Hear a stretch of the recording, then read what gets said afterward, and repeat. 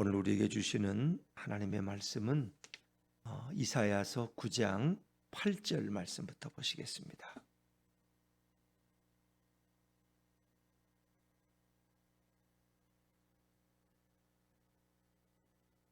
978조 이사야서 9장 8절부터 마지막 21절까지 말씀입니다. 9장 8절부터입니다.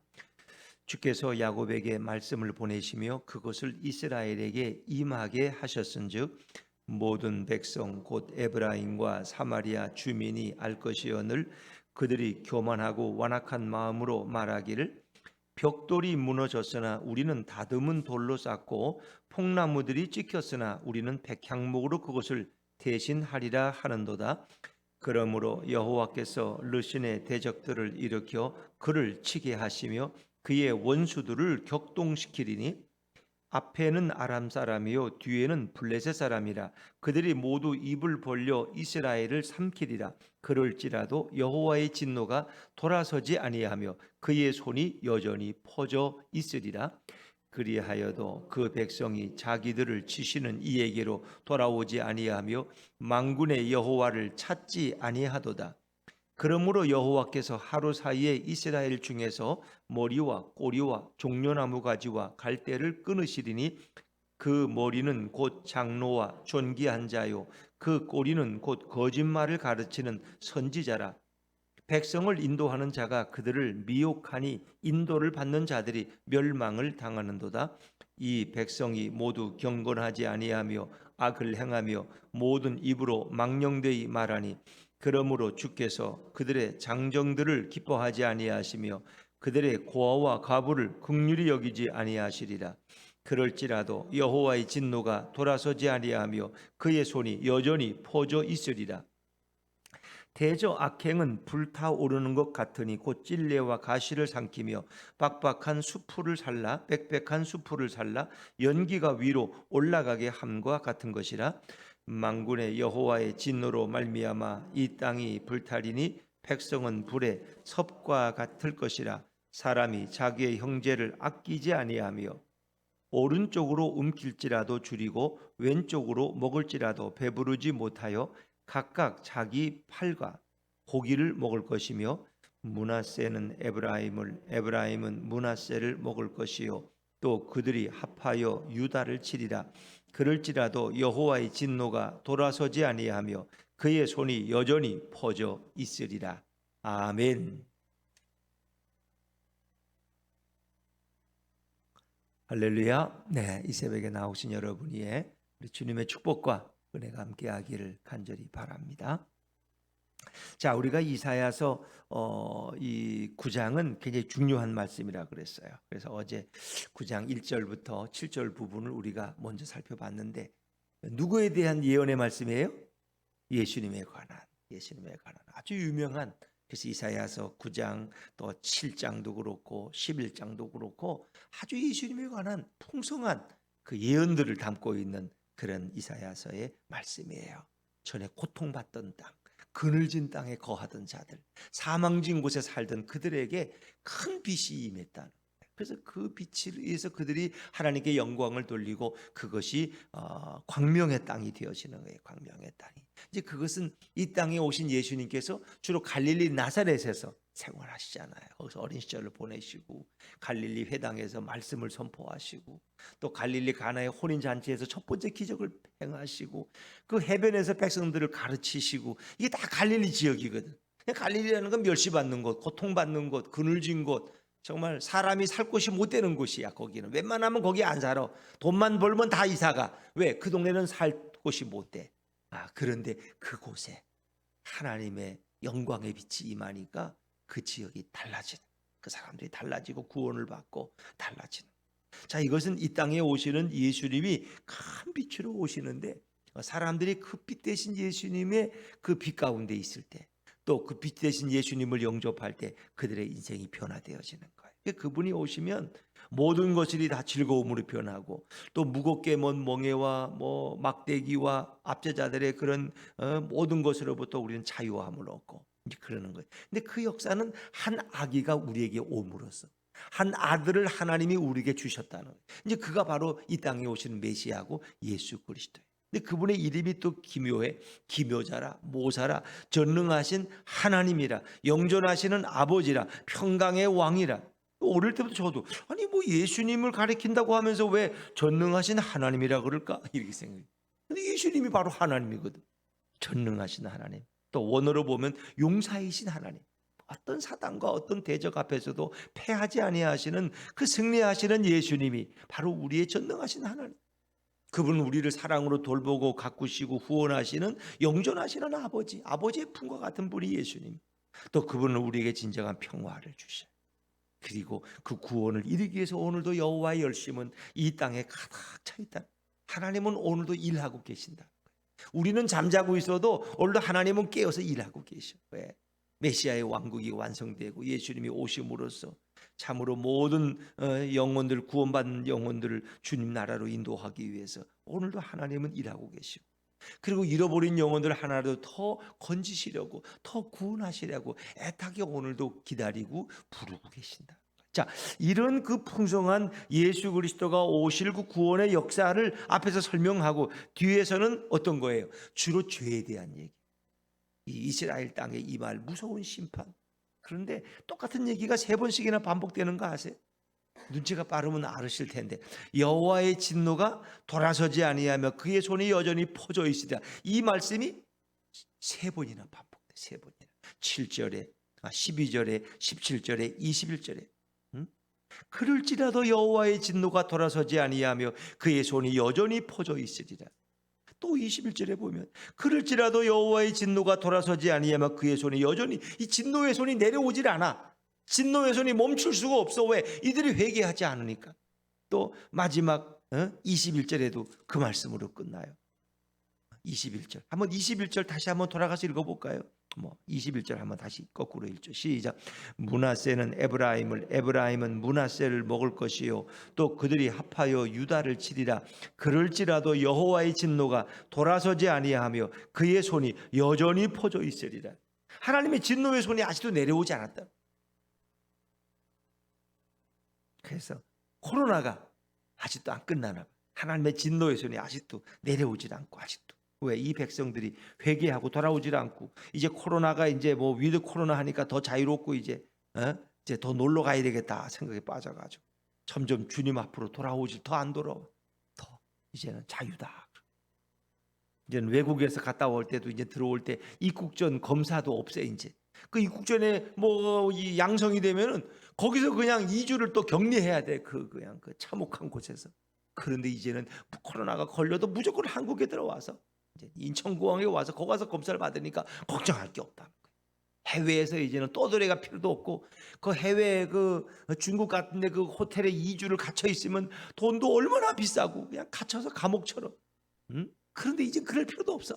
그러니까 무조건 나가면 들어오는 건 걱정 없어. 이제는 들어오면 한국에서는 다 고치니까, 백신이고 뭐 치료제가 많으니까 걱정할 거 없어. 그리고 사람들이 더 좋아질지도 모르겠어요. 어쨌든 하나님께 돌아와야 되는데 말이에요.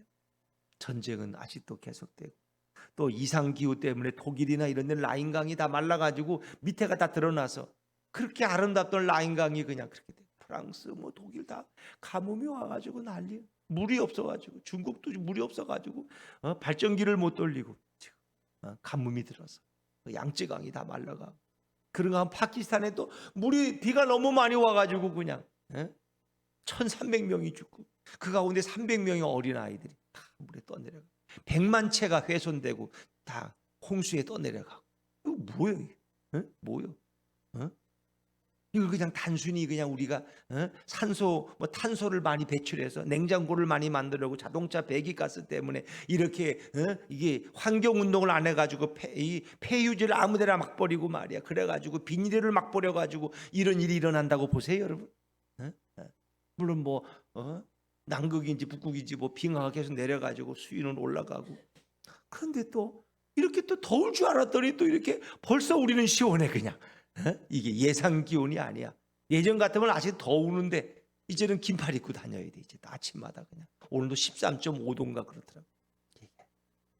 한 곳에는 더워서 날리고 한 곳에는 또 비가 너무 많이 와 한 곳에는 추워가지고 또 얼어 죽고. 이게 뭐예요? 하나님의 심판의 손이 아직도 멈추지 않는다. 근데 우리는 그걸 깨닫지를 못해. 이게 답답한 거죠. 자, 오늘 북이스라엘을 바라보고 남한국 유다를 바라보는 주님의 마음도 그런 거예요. 자, 오늘 이 8절부터 20절까지는 주로 북이스라엘에 관한 예언이 주로 집중되어 있습니다. 자, 우리 그래도 하나씩 찾아보면서 읽어봐야 되겠네요. 먼저 8절부터 12절까지가 이제 한 단락, 한 분단인데 뭐 이렇게 같은 내용을 담고 있어요. 한번 좀 가보죠. 자, 8절입니다. 8절을 한번 먼저 읽어보죠. 시작. 주께서 야곱에게 말씀을 보내시며 그것을 이스라엘에게 임하게 하셨은즉. 여기서 야곱이라는 말은 야곱의 이름이 나중에 뭘로 바뀌어요? 이스라엘로. 이스라엘을 가리키는 거예요. 근데 특별히 이스라엘 중에서도 북이스라엘 쪽을 가리키는. 그리고 또 그것을 이스라엘에게 임하게. 이것은 뭐 통일 이스라엘이지만 여기서는 유다 할 때는 남한국 유다고 이스라엘은 주로 북이스라엘을 가리켜요. 이스라엘이 이제 갈라져 가지고 남북으로 갈라졌잖아요. 그래서 남한국 유다, 북이스라엘 이렇게 생각하시면 돼요. 주로 북이스라엘에게 주시는. 그래서 북이스라엘을 전에 보니까 또 에브라임이라고 표현되죠. 에브라임. 기억을 해보시면. 자, 이제 9절로 넘어갈까요? 9절 시작. 모든 백성 곧 에브라임과 사마리아 주민이 알 것이거늘 그들이 교만하고 완악한 마음으로 말하기를. 하나님이 8절에 보니까 야곱에게 뭘 보내셨어요? 말씀을 보내신 거예요. 경고의 말씀이야. 심판이 임박했다. 회개하고 돌아오라는 거예요. 말씀은 그 사건을 의미해요. 하나님께서 구체적으로 그들 경고하시는 거예요. 말씀을 보냈어. 선지자가 했겠죠. 모든 백성 에브라임과 사마리아 주민이 그 경고를 분명히 들었을 거예요. 근데 그들은 더 교만하고 완악한 마음으로 오히려 이 경고의 말씀을 조롱해. 하나님 말씀이 임하는데 그걸 겸손함으로 받지 않고 말씀을 거부하고 조롱해. 예수님이 이렇게 오셔서 말씀을 전하니까 예수님 말씀을 다 조롱해. 저 예수가 저 뭐 갈릴리의 촌딱인데 저 예수의 부모를 우리가 다 알고 요셉과 마리아를 알고 형제들을 아는데 저놈이 뭐 갑자기 선지자라고 엉뚱한 소리를 하고 다녀. 그 예수님 말씀을 그냥 조롱으로 여는 거야. 왜? 그들이 교만하기 때문에, 완악하기 때문에. 하나님이 이렇게 경고의 말씀을 보내도 그걸 경고로 받아들이질 않아요. 비웃어. 소돔과 고모라 땅에 심판이 임한다 그러니까 뭐예요? 그 롯의 사위들이 어떻게 했어요? 비웃었어. 이게 장인이 정신이 돌았나? 지금 무슨 심판이 와? 이렇게 날씨 가지고 온대. 이렇게 비웃는. 오늘도 마찬가지예요. 하나님이 심판은 무슨 놈의 심판이야? 코로나 그 별것도 아니야 그거. 의학이 얼마나 발전했는데. 지금 기상도 몰라서 그렇지. 중국에서 보니까 비가 안 오면 비행기가 가서 이렇게 이슬을 뿌려가지고 비가 내리게 한단다. 지금 그런 게 무슨 문제야? 과학이 다 해결돼. 지금 달나라가는 시대인데 달나라는 개코 해결 못해요. 폭염이 비가 너무 많이 내려도 그걸 해결을 못해. 인간들이 자만에 빠진 것뿐이지. 하나님을 우습게 하는 것뿐이지. 근데 이 에브라임과 사마리아 주민, 이 에브라임은요 북이스라엘의 유명한 지파가 에브라임 지파예요. 아시겠어요? 야곱에게 12아들이 있죠. 그 12아들 중에 애굽으로 끌려갔던 아들이 누구죠? 요셉이에요. 근데 요셉은 두 아들이 있어요. 므낫세와 에브라임. 제일 마지막에 나오잖아요. 그러니까 요셉은 다른 형제들에 비해서 2배의 복을 받는다는 거 아시죠? 그래서 므낫세와 에브라임이 자기 삼촌들과 동등하게 어깨를 거르고 12지파에 들어가는 거예요. 요셉 지파라는 게 있어요? 없어. 요셉 지파. 대신 그 아들인 므낫세와 에브라임 지파가 추가되는 거예요. 그래서 12지파가 완성되고 레위 지파는 빠지고 거긴 제사장들이니까 그렇게 이해하시면 돼요. 근데 그 에브라임 지파가 북이스라엘 지파 중에 가장 강력한 지파야. 그러니까 대표하는 게 에브라임이야. 그래서 북이스라엘을 이꼬로 에브라임이라. 에브라임. 아람의 르신과 에브라임의 뭐 베가가 이렇게 이스라엘 왕 베가. 이 에브라임은 북이스라엘을 가리킬 때 에브라임이라. 그러니까 외국에 가면 당신 어디서 왔어요? 그러면 우리는 뭐예요? 대한민국에서 왔다고 뭐 이렇게 꼭 말합니까?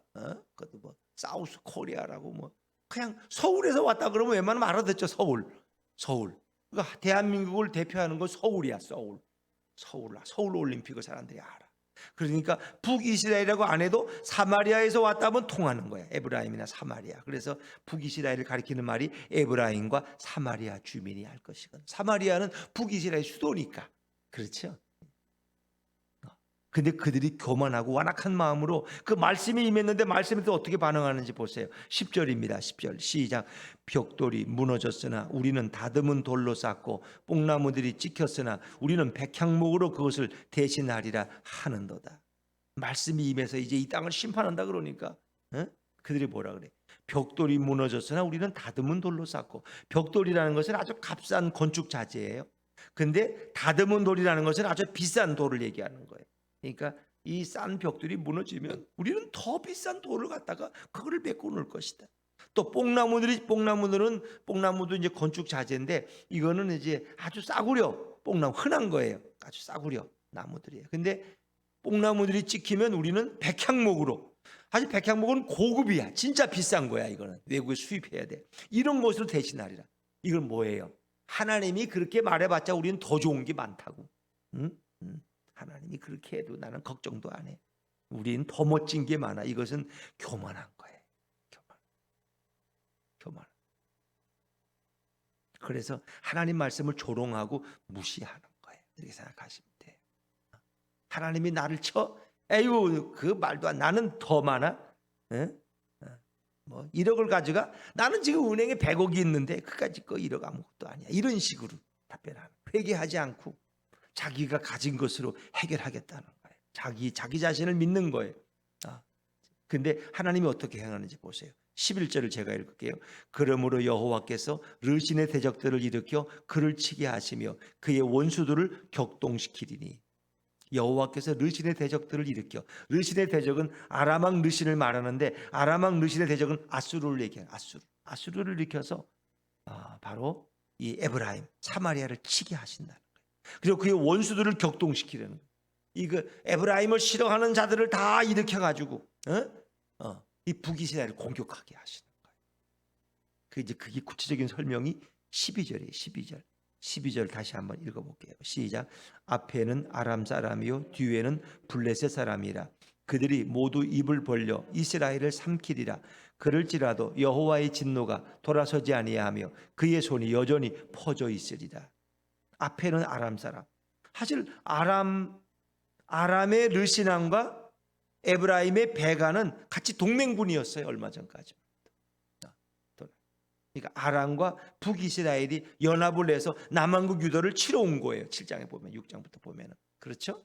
그런데 이제 역사 속에 보면은 아수르가 일어나 가지고 아람을 정복해 버렸어. 시리아라고 하는 아람을 정복했어. 그러니까 아람이 아수르의 속국이 됐어. 그러니까 이제 르신 왕은 죽었어. 동맹군을 만들었던. 그러니까 이제 아수르 왕이 아람에게 너희가 가서 에브라임을 쳐라. 자기와 동맹했던 그 아람이 와가지고 북이스라엘을 공격하는 거야. 미칠 노릇이지. 어제 동맹이 오늘은 우리의 원수가 되는 거야. 아시겠어요? 나하고 친하던 사람이 나를 공격하기 시작해. 이게. 그런데 이 북이스라엘이 미칠 노릇이야. 왜? 아람 사람이 앞에는 오고 뒤에는 또 블레셋 사람들이 또 진을 치고 있으니까 피할 데도 없고. 그래서 그들이 입을 벌려 이스라엘을 삼키리다. 삼킬듯이 덤벼들어. 근데 그래도 이 북이스라엘은 끝까지 회개 안 한다는 거 아세요? 그래서 나중에 아주 완전히 망하고 아수르의 포로로 끌려가고 다 그렇게 해요. 그리고 혼혈인들이 되고. 그럴지라도 그렇게 그들이 포로로 끌려가고 다 삼켜도 여호와의 진노가 아직도 돌아서. 왜? 그들이 회개하지 않으니까. 진노가 돌아서지 아니하며 그의 진노의 손이 여전히 펴져 있으리라는 것은 아직도 손을 들고 계신다. 진노가 아직 안 끝났다. 그들이 왜 회개하지 않으니까. 회개할 때까지, 항복할 때까지 하나님의 진노는 끝나지 않아. 이게 이제 첫 번째 단락이에요. 하나님 말씀을 조롱하는 자들에게 어떤 심판이 임하는지. 오늘 우리들에게도 똑같이 적용돼요. 우리는 지금 교만과 자만에 빠져 있는 이 대부분 우리가 조모하는 가장 큰 죄예요.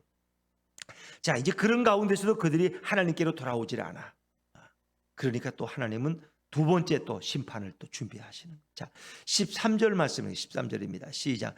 그리하여도 그 백성이 자기들을 치시는 이에게로 돌아오지 아니하며 만군의 여호와를 찾지 아니하도다. 아직도 살만해. 그러니까 돌아오질 않아. 뭐 꼭 기도해야 되나, 회개해야 되나?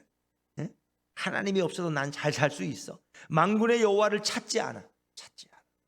그걸 느끼지를 못하는 거야. 이게 하나님의 심판이 이게 쉽게 끝날 게 아니구나. 우리가 회개해야 되는데 그걸 깨닫지를 못해. 앞으로 연속다가 또 기다리고 있는데 그들이 하나님께 돌아오면 돼. 그들이 하나님을 찾으면 돼. 근데 찾지를 않아. 바리새인과 서기관들은 예수님이 오셔서 말씀하실 때, 경고하실 때, 심판의 종말의 말씀을 하실 때 회개하고 돌아와야 되는데 돌아오질 않아. 그래서 결국은 로마의 지도자들에 의해서 그들이 예루살렘이 완전히 멸망당하는 거 아닙니까, 여러분? 지금 이스라엘도 마찬가지. 이렇게 돌아오지 않기 때문에 결국은 하나님이 바벨론까지 불러서 그들을 완전히 멸망시키시는. 자, 그래서 하나님께서 어떤 조치를 취하시는지 보세요. 14절 15절을 같이 읽죠. 14절 15절 시작. 그러므로 여호와께서 하루 사이에 이스라엘 중에서 머리와 꼬리와 종려나무 가지와 갈대를 끊으시리니 그 머리는 곧 장로와 존귀한 자요 그 꼬리는 곧 거짓말을 가르치는 선지자라. 머리와 꼬리를 끊으신대. 이거는 지도자들과 선지자들을 먼저 치신다는 거예요. 지도자들. 왜? 그들이 백성을 잘못 인도했기 때문에.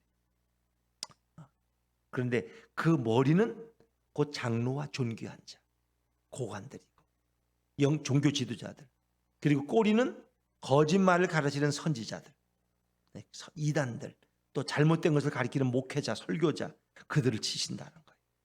오늘 평화로다. 이제 끝났다. 이제 마음껏 편안하게 행복하게 살고 성공을 향해 달려가고 자기 암시를 하고 믿음으로 승리한다고 외치고 예수님하고는 아무 상관없는 자기를 세뇌시키고 자기 확신, 성공적인 어떤 심리적인 방법 이런 거나 알려주는 그런 목회자들, 설교자들 다 꼬리에 불과하다. 그들을 다 치신다는 거예요. 근데 왜 하필이면 이 거짓말을 가르치는 선지자를 꼬리라고 했는지 아세요, 여러분? 꼬리. 꼬리는 뭐예요? 개꼬리를 생각해 보세요. 개꼬리는 쥐니 오면 어떻게 해요? 꼬리를 흔들죠. 기분 나쁘면 꼬리를 막 세우고 꼬리를 흔들잖아. 그러니까 비위를 맞출 때 꼬리 흔든다. 너 꼬리 흔들지 마라. 사람의 기분을. 그 거짓 선지자들은 돈을 물려주면 막 그냥 꼬리 흔들면서 막 축복을 해줘. 그리고 돈을 안 주면은 막 저주를 해, 심판을. 인간의 비위를 맞추는 목회자, 설교자들을 이 꼬리라고 말하는 거짓 선지자. 돈 많이 내면 칭찬해주고 축복해주고, 돈 안 내면 그냥 국물도 없고, 목적이 돈이니까. 이런 이 거짓 선지자들은 다 같이 하나님이 치신다는 이 꼬리. 남의 비위나 맞추고 듣기 좋은 말이나 하는 꼬리, 개꼬리 같은 이런 그런 거죠. 이제 부끄러운 거죠. 네. 또 지도자들이 여기 이제 또 종려나무와 갈대, 그런데 종려나무는 이제 고관들을 얘기하는 거고 갈대는 서민들을 얘기하는. 그들도 다 치신다는 거예요. 거기 땅에 있는 악행을 돌아오지 않고 회개하지 않는 자들은 뭐 누구를 막론하고 다 심판을 받아요. 심판. 16절에 제가 읽을게요. 그 백성을 인도하는 자가 그들을 미혹하니 인도를 받는 자들이 멸망을 당한다. 이 지도자들의 죄가 커요. 종교 지도자들, 정치 지도자들, 그들이 다 잘못했어요. 그래서 백성을 잘못 인도한 거야. 그 지도자들이 먼저 심판을 받아요. 그리고 이 백성이 악을 행하는 거예요. 그래서 하나님은 긍휼을 베풀지 않으신대요. 자, 17절 말씀 좀 길지만 한번 읽어볼게요. 시작. 이 백성이 모두 경건하지 아니하며 악을 행하며 모든 입으로 망령되이 말하니 그러므로 주께서 그들의 장정들을 기뻐하지 아니하시며 그들의 고아와 가부를 긍휼히 여기지 아니하시리라. 그럴지라도 여호와의 진노가 돌아서지 아니하고 그의 손이 여전히 퍼져 있으리라. 하나님 심판 안 끝나는 거예요. 그들이 경건하지도 않고 악을 행하고 입으로 망령되이 말해. 입으로 망령되이 말한다는 건 하나님을 모독하고 조롱하고 말씀을 조롱하고 그러는 거예요. 그래서 우리가 입술로 범죄하기 쉬워요. 사람을 판단하다 보면은 나중에 말씀을 판단하고 말씀의 주인이신 예수님을 조롱하는 자가 돼요. 하나님을 판단하고 하나님은 왜 저꼴로 일을 하시지? 이러는 거예요. 나 같은 사람에게 복을 안 주고 저런 악한 놈에게나 저렇게 잘 되게 하시고, 하나님 참 이상한 분이셔. 하나님을 판단하기 시작. 인간이 교만하고. 근데 하나님은 보통 역사 속에서 어떻게 고아나 과부를 불쌍히 여기시 긍휼히 여기셔. 그런데 오늘은 고아나 과부도 국물도 없어. 그들에게도 자비를 베풀지 않아. 그 땅에서 그들도 오염됐다. 고아나 과부는 늘 하나님의 사랑의 대상이고 용서의 대상이 긍휼의 대상인데 그들에게도 긍휼을 베풀 수가 없어. 왜? 그들도 범죄했어. 그 땅이 다 오염되었어. 그러니까 하나님의 진노의 손길은 아직도 계속되는 거예요. 진노의 손길. 그 땅에 있는 것들. 무서운 거죠. 그렇죠? 그 여호와를 찾으면 돼. 돌아오면 돼. 근데 안 돌아와. 하나님께 돌아오질 않아. 이 백성이 자만에 빠져가지고. 하나님 없이 살 수 있다는 거예요. 예수 없이도 잘 산다는 거야. 예수 없이도. 바쁘면 다 놀러 다니고 다 갈 때 가고. 그리고 예수는 가끔 찾으면 돼. 시간 나면 교회 오고. 또 바쁘면 또 세상 일이 급한 거고. 예수님이 늘 거기 있잖아. 교회 가면. 그러니까 가끔 가서 또 인사하고 또 사고하면 되고. 이렇게 생각하면. 이 잘못이죠. 그렇죠. 그분은 그런 분이 아닌데. 그렇게 소홀히 여겨야 될 분이 아니에요. 우리 부모는 자주 안 찾아가도 되고 전화도 안 해도 돼. 우리 아버지는 소고기 좋아하니까 소고기나 한 10근씩 갖다 안기면 입이 회에 벌어져가지고 다 잊어버리셔. 그렇게 생각하면 안 돼. 부모는 그렇게 섬기는 게 아니죠. 돈만 많이 갖다 주면 뭐 좋아합니까? 소고기만 갖다 주면 지금 이빨이 다 빠지셔가지고 지금 임플란트도 해 돈이 없어 못하고 있는데 지금. 인간들이 잘못 생각하고. 자, 이제 그리고 18절부터 마지막 절까지는 이제 이 악행을 일삼는 자에 대한 하나님의 심판인데 주로 그들이 사랑하지 않는 죄가 커요. 18절부터 마지막 절까지는 이제 제가 18절 한번 읽고 좀 건너뛰어서 읽을게요. 18절 같이 읽죠. 시작. 대저 악행은 불타오르는 것 같으니 곧 찔레와 가시를 삼키며 빽빽한 수풀을 살라 연기가 위로 올라가게 함과 같은 것이라. 하나님이 불로 심판하신다는 거예요. 악행은 불타오르는 것 같으니 찔레와 가시는 그 사악한 지도자들 그들부터 다 삼켜버린다는 거예요. 그리고 이 백성들도 결국 불에 심판당해요. 19절도 읽어보죠. 19절 시작. 만군의 여호와의 진노로 말미암아 이 땅이 불타리니 백성은 불에 섭과 같을 것이라. 사람이 자기의 형제를 아끼지 아니하며. 그래서 예루살렘 성도 다 불타버려요. 바빌론이 와가지고 다 불타버려요. 그런데 이제 이 19절의 마지막 말씀 보면 자기 형제를 어떻게 했어요? 아끼지 아니하며. 이스라엘이 사랑이 없어. 자기 형제들 가운데 다투고 싸워요. 그래서 20절 말씀이 구체적으로 형제가 싸우는 얘기를 하고 있는 거예요. 20절 말씀 같이 읽어볼게요. 시작. 오른쪽으로 움킬지라도 줄이고 왼쪽으로 먹을지라도 배부르지 못하여 각각 자기 팔에 고기를 먹을 것이며. 오른쪽 왼쪽 닥치는 대로 먹어 그냥. 닥치는 대로.